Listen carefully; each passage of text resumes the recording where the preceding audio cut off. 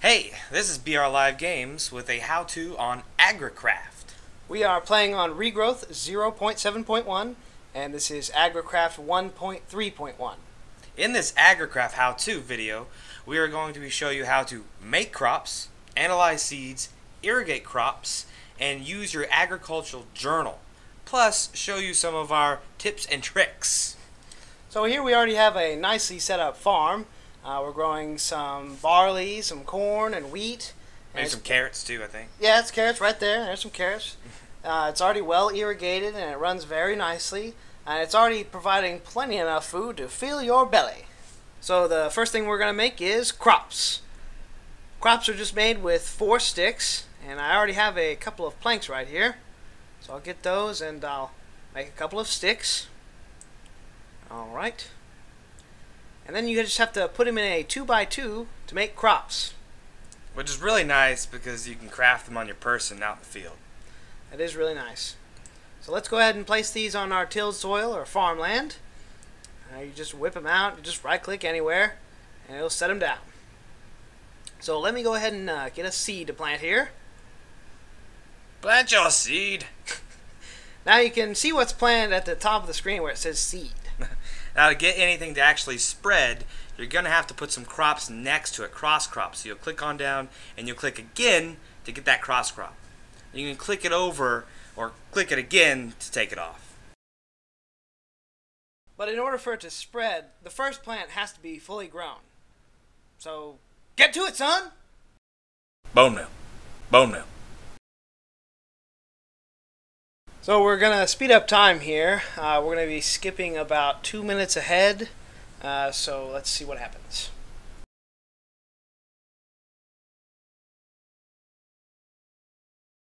Alright, it's mutated another seed. And what this should do is allow for the plant to mutate better properties like speed and yield. But we can't quite tell yet because the seed at the top, it says it's not yet analyzed. In order to analyze it, we need to pick up the seed and take it to the seed analyzer. And when you break the crop, you get 1 seed and, of course, the crop back. So we'll go over here, and I'll put my things to the side. And take a look here at the seed analyzer. It looks just like this right here. And it's what will allow us to make those seeds identified. It's just going to take some sticks, some planks, a couple of slabs, 1 wood and 1 stone, and a glass pane. So we're going to head and put it in the crafting table like this. We'll put the glass up here, a couple of planks, and on the side, and then we'll put the sticks right here, and that'll make our seed analyzer. Let's go ahead and put this down right over here. Kerplop. Alright, and when you open it up, you just need to place your seed in here in the magnifying glass in the center, and it will go ahead and identify it. Let's put this one in here. Takes a little bit of time. Alright.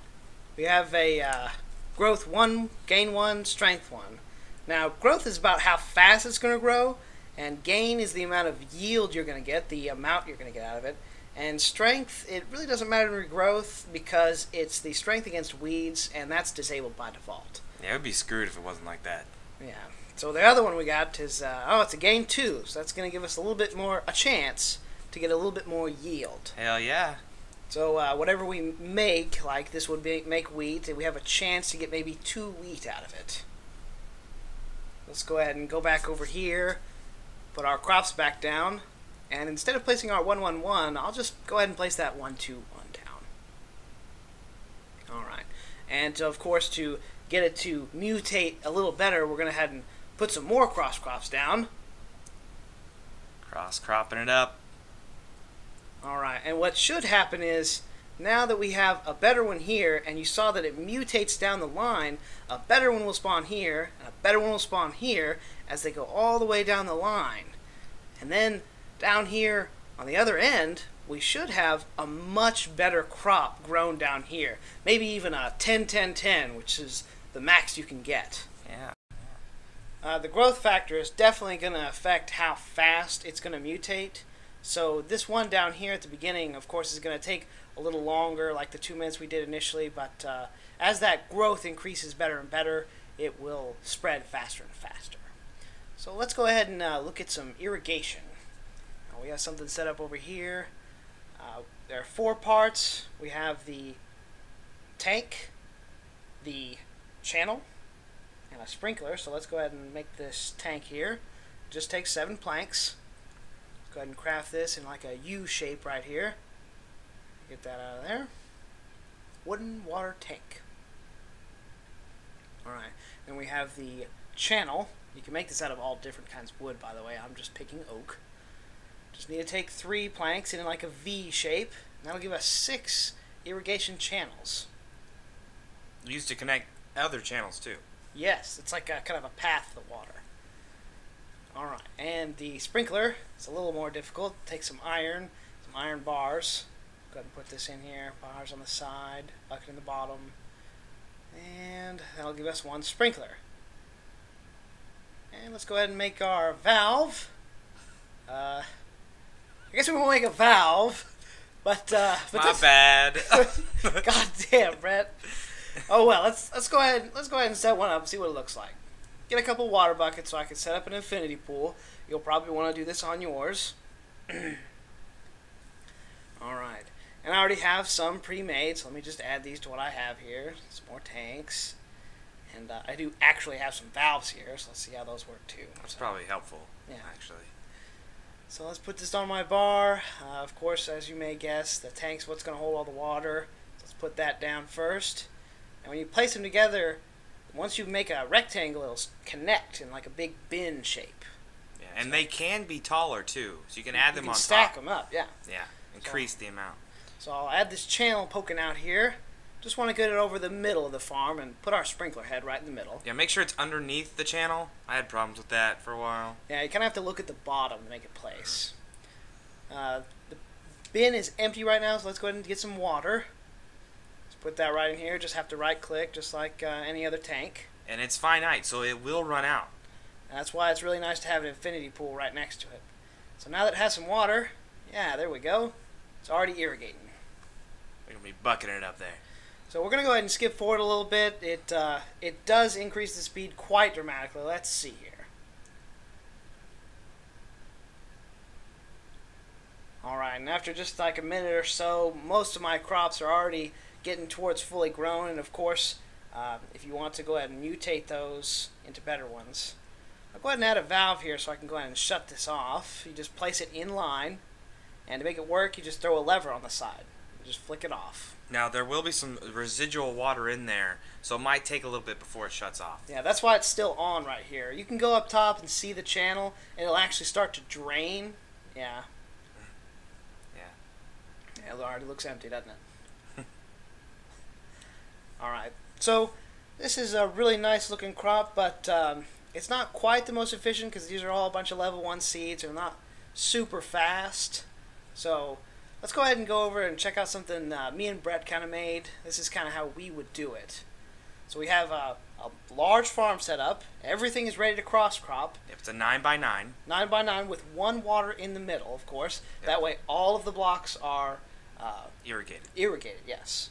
So the idea is that we will plant one on one corner, and then we will just set it and forget it and let it mutate all the way across the other side. We'll check back in like maybe an hour or two, and then this seed will have mutated into a really great seed.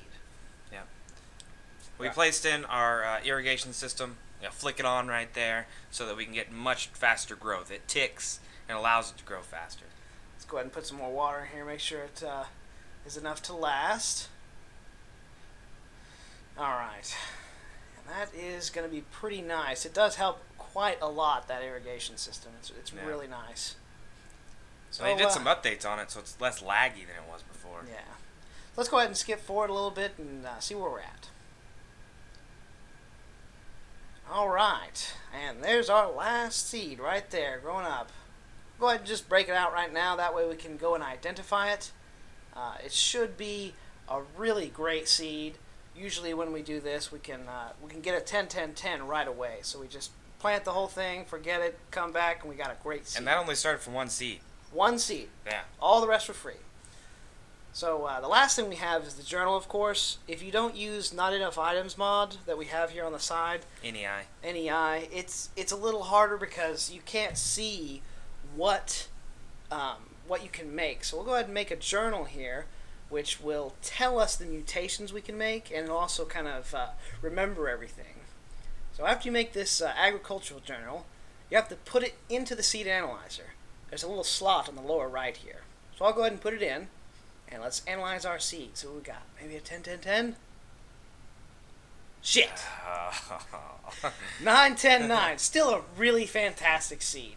And of course, since we do have a gain 10, we're probably going to get a yield of 4 times more on that seed, so it's really great.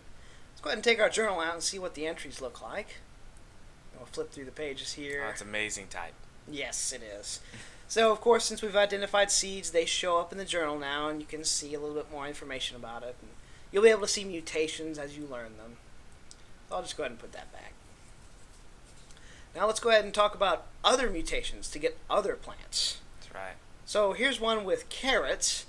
When you actually cross-crop carrots and seeds, in the center you can get sugarcane. Yeah, those are wheat seeds. There's the regular wheat seeds that you get. Regular seeds. So in order to get them to work, you simply have to grow them up to full, of course. A little bone meal. And then the cross crop does need to be placed on sand because, of course, sugarcane grows on sand. Only place. And then you just simply have to wait with both fully grown. So let's go ahead and skip forward a little bit and see what we get. But let me actually check this real quick. 1 second. Since I have NEI and I can cheat, and if I can type, let's go to sugarcane. I'll show you what it looks like in NEI. So here you'll see in NEI it shows the recipe like this. There are seeds on the left, carrot seeds on the right, and of course in the middle your results sugarcane seeds. And it does show that the soil will need to be sand. In the center. Yeah. Alright, let's see what we get. Amazing! Amazing! We skip forward a little bit here. It wasn't that long since we did have a really nice wheat seed. Let's go ahead and identify this guy. It is, of course, sugarcane seeds. 232, not great. It's alright. But let's check the journal, and as, of course, we identified it with the journal in there. There is sugarcane. Shows you different levels of growth in there, too. Just if you need to look at this and reference it. We don't actually necessarily use it, but if you wanted to play more hardcore and not use NEI, it would be really, really useful. Yeah.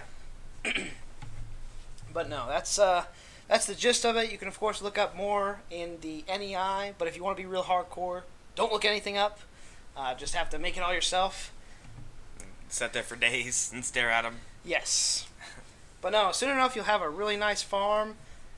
Plenty of seeds. Once these are all 10-10-10s, a farm of this size will grow in just a matter of less than a minute or two, probably. Yeah, I'd say 2 minutes tops, and you got a full 9x9 set up, ready to go. No food for a long time. You have baked potatoes for days. And don't forget that when they are 10-10-10s, it will yield 4 of the amount here. Ours isn't so great; it's only yielding 1. But once you get 4 times everything, you'll have plenty enough food for days. So thanks for staying with us in this how-to.